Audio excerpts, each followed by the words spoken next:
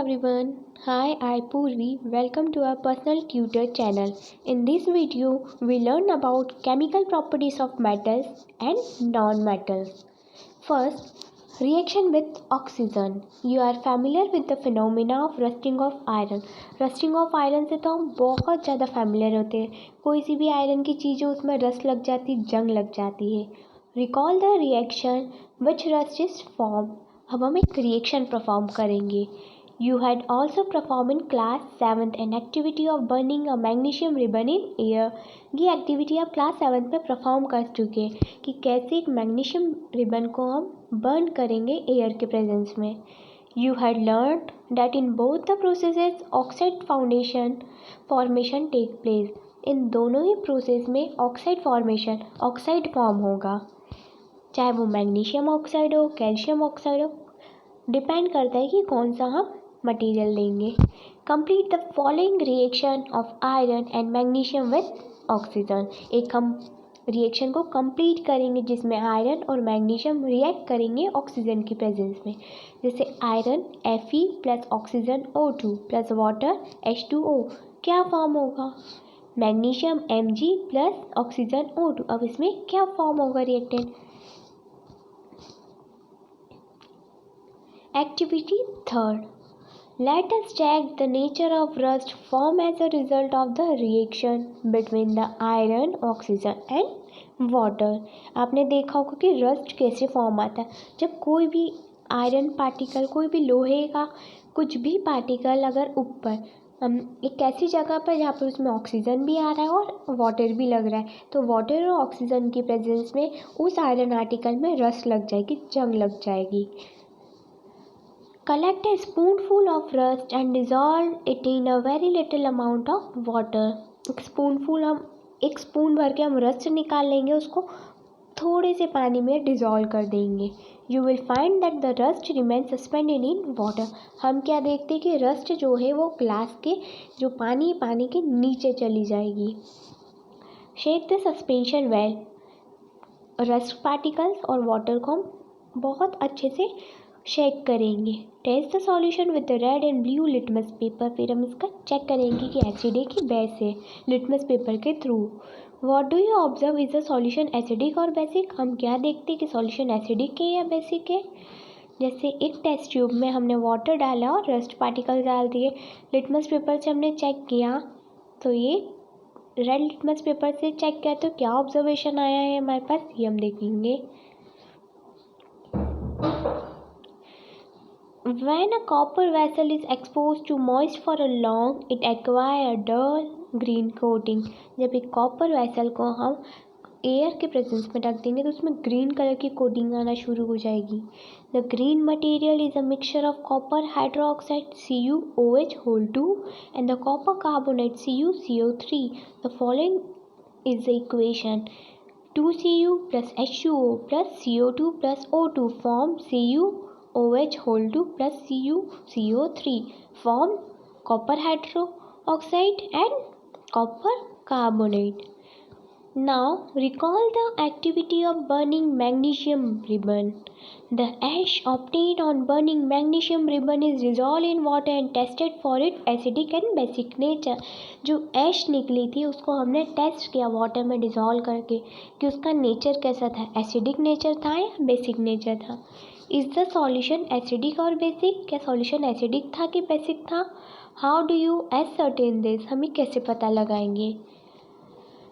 You must have observed that the red litmus paper turns blue. हमने ये observe किया था कि रेड लिटमस पेपर ब्लू में चेंज हो गया था. So oxide of magnesium is basic in nature. इस वजह से मैग्नीशियम का जो ऑक्साइड था वो बेसिक नेचर का था. In general metallic oxide are basic in nature. Metals के साथ किसी भी ऑक्साइड को रिएक्ट करेंगे तो उसका नेचर बेसिक होगा. Let us now observe the reaction of non metal with oxygen. पहले हमने मेटल्स के साथ की थी, अब हम नॉन मेटल्स को ऑक्सीजन के साथ रिएक्ट करके बताएंगे. Activity 4.4 to demonstrated by teacher in a class. Take a small amount of powdered sulfur in a deflagrating spoon and heat it. Spoon में हमको सल्फर पाउडर लेना, उसको हीट करना है। If the spoon is not available you may take a metallic cup of any bottle and wrap a metallic wire around it. अगर spoon available नहीं है तो हम एक मेटेलिक कप ले सकते हैं बॉटल का और उसको मेटेलिक वायर से रैप कर देंगे। Give it the shape shown in figure 4.4a। इस टाइप से हम शो करेंगे। As soon as the sulfur start burning, introduce the spoon into the glass jar या glass tumbler। जैसे जैसे सल्फ़र हीट होना बर्न होना शुरू होगा वैसे ही हम गैस जार या ग्लास टम्बर को इंट्रोड्यूस करेंगे। Cover the tumbler with lid to ensure that the gas produce do not accept.